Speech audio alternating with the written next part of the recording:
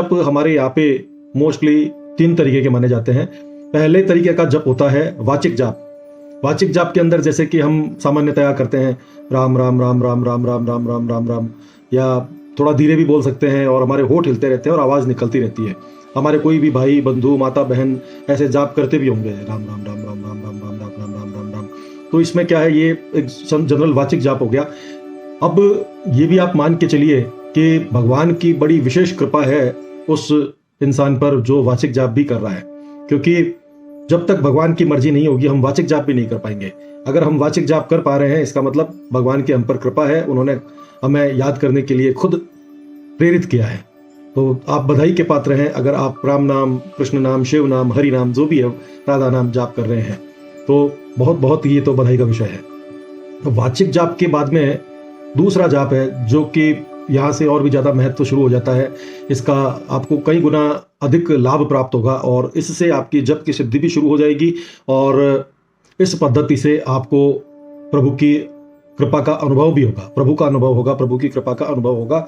जिस चीज़ का आप बहुत टाइम से इंतजार कर रहे थे वो इस दूसरे वाली पद्धति के अंदर है। हालांकि तीसरी पद्धति भी बताऊंगा, लेकिन दूसरी पद्धति में जैसे ही बताऊंगा आप रुक मत जाइएगा, फॉरवर्ड मत करिएगा इसको, उसमें भी बहुत सारी गहराइयाँ छुपी हुई होगी। दूसरा जाप होगा उपांशु। यद्यपि बहुत से लोगों को ये पता भी होगा कि उपांशु जाप होता है, लेकिन जो लोग नहीं जानते हैं उनके लिए बड़ा फायदेमंद सेशन है कि उपांशु जाप उस तरीके का होता है जिसमें हमारे होठ नहीं हिलते, हम भीतर ही भीतर राम नाम जाप करते रहते हैं, लेकिन हमारी खाली केवल जिह्वा हिलती है, किसी को पता, उससे आवाज नहीं निकलती और किसी को पता नहीं चलता कि जप चल रहा है। जैसे कि अभी मैं रुका तो मेरी जिह्वा ने 11 बार राम का नाम ले लिया, है ना। तो ये हो गया उपांशु जाप। तो उपांशु जाप के क्या लाभ हो सकते हैं? उपांशु जाप का ये लाभ है कि एक वाचिक जाप से जब ये उपांशु जाप किया जाता है तो इसका लाभ कई गुना प्राप्त होता है, हमें इसका महत्व कई गुना बढ़ जाता है। दूसरा, अगर मान लीजिए आप किसी रेल में जा रहे हैं, किसी बस में जा रहे हैं, किसी समूह में बैठे हैं और आप शांत है, आपकी इच्छा नहीं हो रही, आप चाहते हैं कि मैं मेरा भगवान का नाम लूं, वहां पे आपके उपांशु जाप काम आएगा। इस तरीके से आप शांत बैठ गए, आपकी जीभ हिल रही है, आप भगवान का नाम भी ले रहे हैं, राम का नाम ले रहे हैं, आपका काम हो रहा है, इससे बढ़िया कुछ भी नहीं हो सकता। तो ये और दूसरा बात ये भी है कि हमें कोई बताने की, अगर हम समूह में बैठे हैं हमें बताने की जरूरत नहीं है कि हम भगवान का नाम ले रहे हैं। अगर हमारे होठ हिल रहे हैं तो होठ हिलने में लोगों को पता चल जाएगा कि जाप चल रहा है। तो अगर लोगों को पता चल गया तो आपका पुण्य नष्ट हो जाएगा।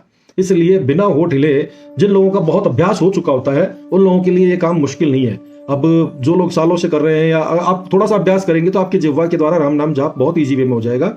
मैं एक बार फिर बता देता हूं, ये मैंने अभी जिह्वा हिलाई अंदर ही अंदर और कितनी ही बार भगवान जाने राम नाम का जाप हो गया। तो ये उपांशु है। अब आते हैं कि इसको सिद्ध कैसे किया जाए, सिद्ध कैसे, और जिसमें बड़े संत महात्मा ज्ञानी पुरुष जिसके लिए कहते हैं, यहाँ पे इसका महत्व शुरू होता है। सिद्ध करना, आपकी तीसरी आंख खोलना, भगवान की कृपा प्राप्त करना, भगवान का अनुभव प्राप्त करना, ये यहाँ से शुरू होगा। ये विधि मैं आपको बताता हूँ। जैसे आप कोई ऐसे समय में जप के लिए बैठिए जब शोर शराबा, पारिवारिक ये सब चिल्लम चुप्पो नहीं हो। कोशिश करें, अगर आपको अनुभव लेना है तो आप सुबह जल्दी उठ के नहा धो के बैठिए अपने आसन पर, या जैसे भी जिस भी परिस्थिति में। नहाने की जरूरत नहीं है कि नाम जप में नहाने की आवश्यकता नहीं होती। आप ऐसे ही बैठिए बिना नहाए धोए, आप अपनी आंखें बंद करिए। और आंखें बंद करने के बाद में आपको क्या करना है कि जैसे मैं आंख बंद करके बता रहा हूं आपको, आपने आंख बंद करी और आंख बंद करने के बाद में आपके सामने पूरा एक अनंत आकाश खुल जाएगा। उस आकाश पे आपको क्या करना है कि राम का नाम लेना है। जो लोग जो भी नाम लेते हैं, राम, राधा, कृष्ण, शिव, गौरी शंकर, वॉटेवर जो भी लेना चाहते हैं, तो वो आप अंदर ही अंदर केवल जिह्वा हिलाइए और इतना बोलिए कि केवल आपको सुनाई दे, किसी और को सुनाई नहीं दे। और उस नाम को आपको उस अनंत आकाश पे लिखना है सोचते हुए।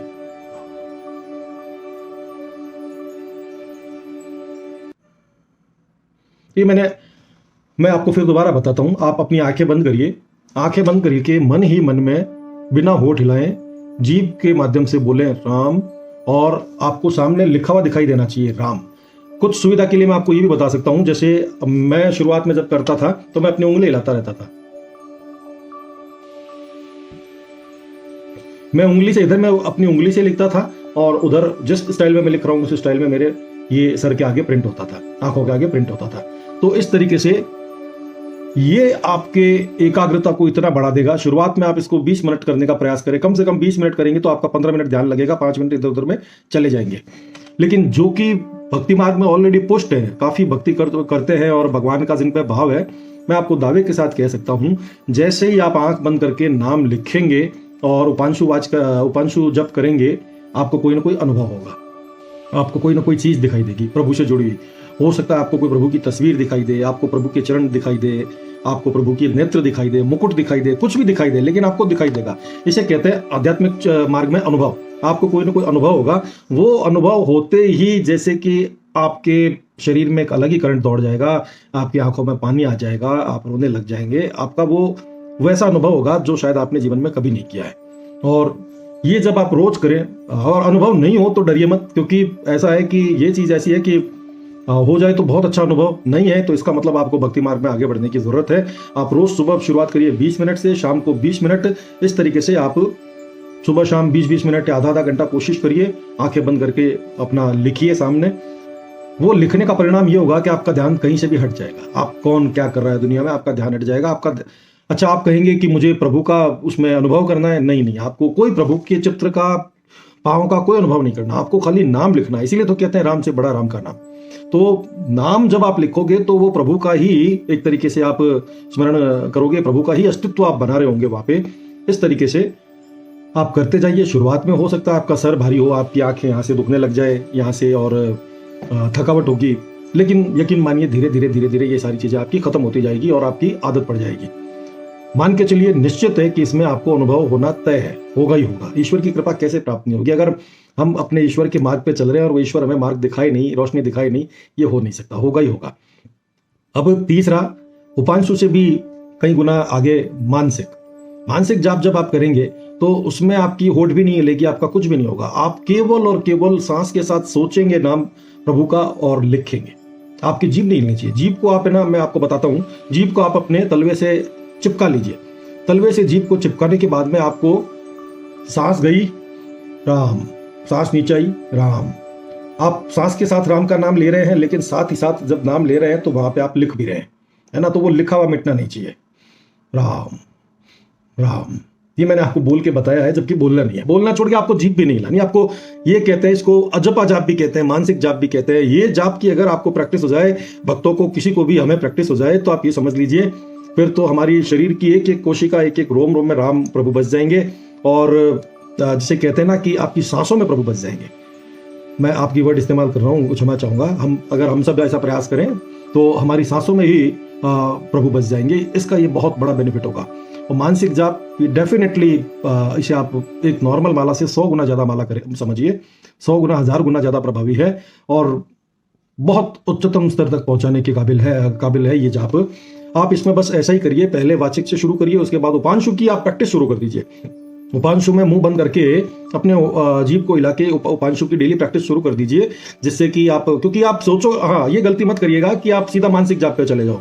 अगर आपको बहुत पुराने राम नाम भक्त हैं तो आपके लिए कुछ भी संभव है। अदरवाइज आपका बहुत ज्यादा जाप की प्रैक्टिस नहीं है, जब तक कि आपने दिन में 4-5-6 घंटे प्रैक्टिस नहीं की है, तो प्रैक्टिस क्या, नाम जाप नहीं किया है, तो आप मान के चलिए अगर आप मानसिक जाप करेंगे तो मानसिक जाप आपको उतना ज्यादा इफेक्टिव नहीं हो पाएगा। इसीलिए आप क्रमबद्ध तरीके से चलिए। पहले वाचिक में अपना हाथ साफ करिए, फिर उसके बाद में उपांशु का मैंने तरीका बता ही दिया, फिर मानसिक अगर आपने कर लिया तो फिर बेड़ा पार है। और सबसे बड़ी बात, मैंने जैसा कि आपके सामने दावा किया कि आप मान के चलिए इसमें अनुभव होंगे।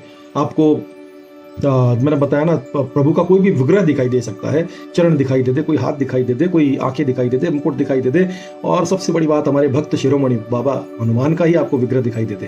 क्योंकि आप किसी का भी जाप कर लो, आप, है ना, ओम नमः शिवाय कर लो, आप राम राम कर लो, आप माँ जगदम्बा का कोई मंत्र कर लो, आपको आश्चर्य होगा, बाबा हनुमान आपको दिखाई दे सकते हैं बजाय उनके दिखने के। क्योंकि हनुमान बाबा जो हमारे भक्त शिरोमणि है, उनका तो कहना ही क्या है। सबके, जिसके भी अपन नाम जाप करें, हनुमान जी सबसे बड़े भक्त शिरोमणि है, तो वो आपको दिखाई दे सकते हैं, उनकी छाया दिखाई दे सकती है। तो अब इस जाप का महत्व क्या है? महत्व क्या है कि धीरे धीरे तो देखिए, जब एक समय ऐसा होता है जब हम माया से तंग आके भगवान की तरफ चलते हैं, तो भगवान की तरफ ये हमें बढ़ाने में सहायक रहेगा। लेकिन अब आपकी इच्छा है कि हमें भौतिक साधन मिले, हमें सुख सुविधा, सुख समृद्धि मिले, तो फिर आप जाप के समय भगवान से भी प्रार्थना कर सकते हैं बीच बीच में 1 मिनट के लिए कि प्रभु मेरा ये काम बना दो।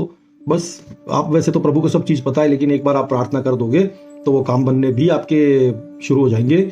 और धीरे धीरे धीरे धीरे आपका जब सिद्ध होने के बाद में आपको चीज़ें एहसास होने लग जाएगी कि क्या मेरे लिए सही है, क्या मेरे लिए गलत है। हो सकता है आपको स्वप्न में ये चीज़ आपको कोई निर्णय लेने में दुविधा हो रही है, मुश्किल हो रही है, तो स्वप्न में आपको ऐसा संकेत मिल जाएगा जिससे आप वो निर्णय ले पाओ, कौन आदमी अच्छा है, कौन आदमी बुरा है, मुझे इसके साथ काम करना चाहिए कि नहीं करना चाहिए। स्वप्न में आपको पता चल जाएगा, संकेत मिल जाएगा कि ये करने लायक है कि नहीं है। उस संकेत का मतलब आपको निकालना पड़ेगा। डायरेक्ट संकेत नहीं मिलेगा कि भाई इससे काम मत कर, आपको एक संकेत मिलेगा जिससे आपको मतलब निकालना होगा कि ये काम करूं कि नहीं करूं। इस तरह से मैंने आपको जो बताया कि ये तीसरी आंख खुलेगी जब सिद्ध हो जाएगा, बस नाम लेते जाइए। और हाँ, एक चीज़ और बता दूं, जब आप ये जप करेंगे उपांशु या मानसिक इवन वाचिक भी, तो आपको माला हाथ में लेने की मेरे ख्याल से बहुत ज़्यादा ज़रूरत नहीं है, क्योंकि अगर आप नहाए हुए नहीं हो तो वैसे भी आप माला नहीं ले सकते, और अगर नहाए हुए हो तो माला लेके, माला क्या है, गिनती के लिए है। अदरवाइज आप आधा घंटा बैठ जाइए, जप करते जाइए, माला की ज़रूरत नहीं है आपको, आपको गिनती की ज़रूरत नहीं है। आप